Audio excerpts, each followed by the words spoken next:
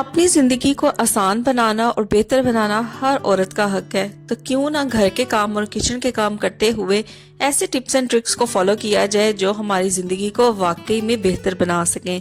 तो ऐसे tips and tricks मैं आज की वीडियो में लेके आई हूँ जो सचमुच हमारी जिंदगी को बहुत ही आसान बनाएंगे। तो चलिए स्टार्ट करते हैं आज की इस वीडियो को। So welcome back to my channel Mishi daily routine. तो यहाँ पे बात कर लेते हैं आलूओं को लेके। देखिए, आलू हम अपनी वीकली या मंथली ग्रोसरी के अंदर लेके आते हैं और अमूमन ज्यादा क्वांटिटी के अंदर ही लेके आते हैं। अब इनको लंबे अरसे तक स्टोर करने के लिए एक छोटा सा टिप यहाँ पे फॉलो करना है, और वो टिप क्या है कि आपने ले लेना है जी एक सेब। तो जिस भी थैले में या जिस भी कंटेनर में आप आलूओं को स्टोर करते हैं वहां पे आपने एक एप्पल इनके साथ रख देना है। इसके साथ जो आलू है ना, उनकी जो शेल्फ लाइफ है, यानी वो काफी लंबे अरसे तक महफूज रहेंगे, जल्दी खराब नहीं होंगे। देखिए, प्याज के बगैर कोई भी खाना अधूरा है। अमूमन हर खाने के अंदर हम प्याज का इस्तेमाल करते हैं। प्याज को छीलने का या प्याज के मुतालिक बहुत से टिप्स एंड ट्रिक्स जो है मेरी वीडियोस में अवेलेबल हैं। तो यहाँ पे एक नया टिप मैं आपको बताऊंगी प्याज से रिलेटेड। देखिए, जब भी हम प्याज को छीलते हैं, इनका छिलका वगैरह जब हम उतार लेते हैं और इसको कट करने की बारी आती है, तो अक्सर हम एक चीज को इग्नोर कर देते हैं जिसे कट करना बहुत ज्यादा जरूरी होता है। उस पार्ट को अगर आप अपने खाने में इस्तेमाल करेंगे प्याज के, तो वो हमारी सेहत के लिए बहुत ही ज्यादा नुकसानदेह है। तो यहाँ पे जल्दी जल्दी से प्याज को मैं छील लेती हूँ और बताती हूँ कि वो कौन सा पार्ट है जिसको कट करना बहुत ही ज्यादा जरूरी है।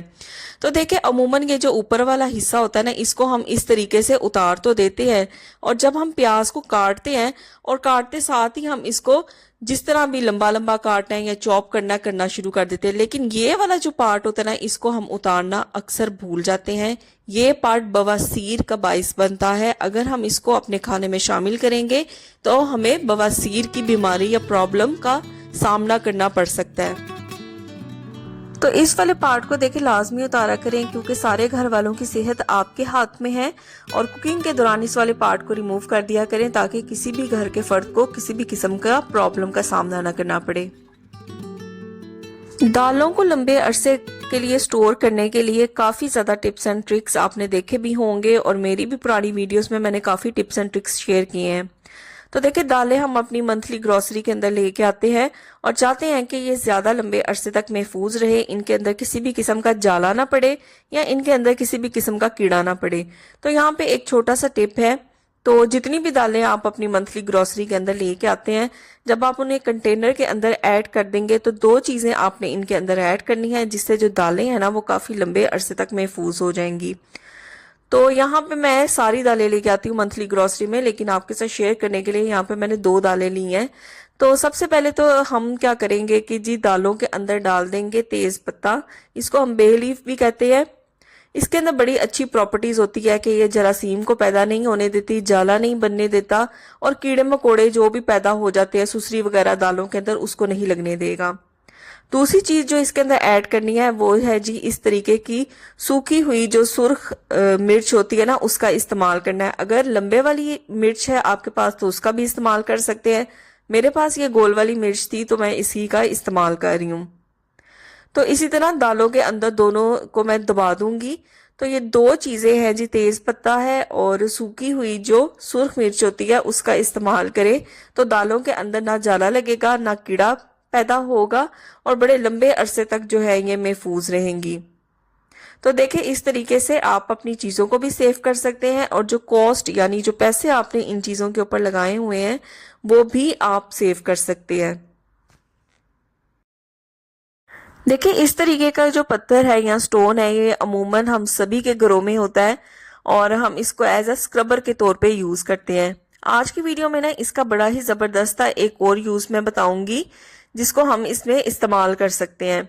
देखिए, जब हम इसे हाथ लगाते हैं तो ये काफी ज्यादा खुरदरा होता है, और ये एक तरह का एक पत्थर ही है, और खुरदरा होने की वजह से ना हम इसका बेहतरीन यूज कर सकते हैं।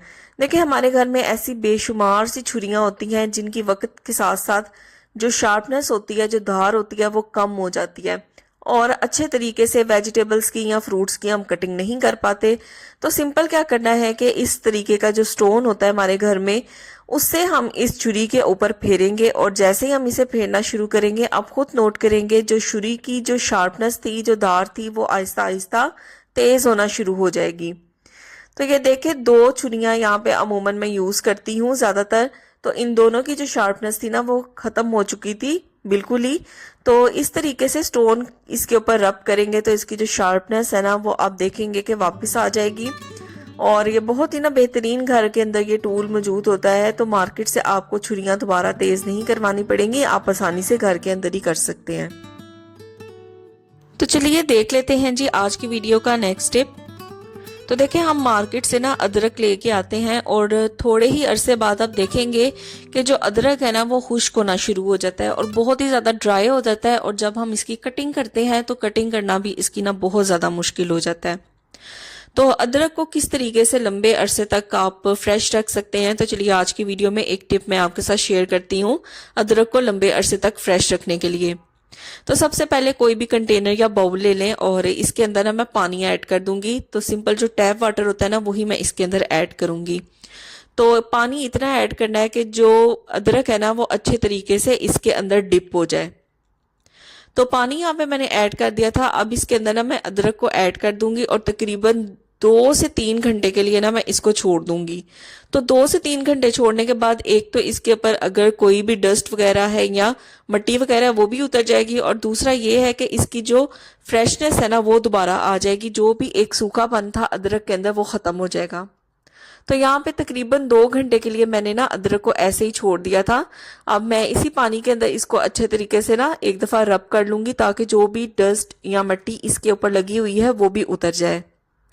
तो ये देखिए जो भी मिट्टी या डस्ट थी इसके ऊपर से उतर गई है। तो अब मैंने ले लिया है एक किचन टॉवल और किचन टॉवल के ऊपर मैं इसको रख दूंगी अदरक को, और हल्के हाथों से ना मैं इसे प्रेस करूंगी ताकि जो भी इसके अंदर पानी है या एक्स्ट्रा मॉइस्चर है ना वो ये किचन टॉवल जो है अपने अंदर जज़ब कर ले। तो जब ये अच्छे तरीके से ड्राई हो जाएगा तो फिर इसको स्टोर करेंगे। अब स्टोर करने का तरीका भी यहाँ पे थोड़ा सा डिफरेंट है। मैंने ले लिया है टिश्यू पेपर। तो किचन में मैं इस तरह का बड़ा जो रोल होता है ना टिश्यू का वो ला के रखती हूँ, क्योंकि वेजिटेबल्स को स्टोर करने के लिए ये काफ़ी ज़्यादा फायदेमंद होता है। तो अब इस टिश्यू पेपर के अंदर मैंने इसको मुकम्मल ड्राई करने के बाद इस तरीके से लपेट लेना है, और लपेटने के बाद मैं इसको एक शॉपर के अंदर रख दूंगी। तो काफ़ी देर तक इसकी जो फ्रेशनेस है ना वो कायम रहेगी और बिल्कुल भी जो अदरक है ना वो जल्दी से ड्राई नहीं होगा। तो चलिए बात करते हैं यहाँ पे प्रेशर कुकर के रबर को लेके। देखिए प्रेशर कुकर का रबर का सही होना बहुत ज़्यादा ज़रूरी है। अगर ये बिल्कुल सही नहीं होगा, सही तरीके से वर्क नहीं करेगा, तो प्रेशर कुकर फटने का भी खदशा होगा और अल्टीमेटली इसमें बहुत ज़्यादा नुकसान होगा। तो अगर आप चेक करना चाहते हैं कि आपके प्रेशर कुकर का रबर ठीक है तो इसको इस तरीके से फोल्ड करके देखें। अगर तो लाइनें बननी शुरू हो जाएं या क्रैक्स आने शुरू हो जाएं तो इसका मतलब ये है कि प्रेशर कुकर का जो रबर है वो एक्सपायर हो चुका है। लेकिन अगर फोल्ड करने पे ये बिल्कुल स्मूथ रहे तो इसका मतलब है कि प्रेशर कुकर का ये रबर बिल्कुल ठीक है। तो आपके सामने मैंने अपने प्रेशर कुकर का रबर फोल्ड करके दिखाया है, ये बिल्कुल ठीक है, इसके अंदर किसी किस्म का कोई भी क्रैक नहीं।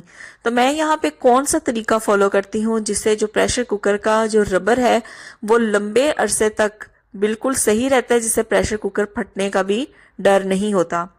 तो यहाँ पे ना सिंपल ले लेना है कुकिंग ऑयल। तो जो भी आप खानों में कुकिंग ऑयल यूज़ करते हैं आपने उसी का इस्तेमाल करना है, और थोड़े से इसकी जो ड्रॉप्स है ना वो मैं अपने हाथों पे लूँगी और हाथों पे अच्छे तरीके से ना मैं पहले इसको मसलूंगी। अब पूरे रबर के ऊपर मैं इस तरीके से इस ऑयल को फैलाती जाऊंगी।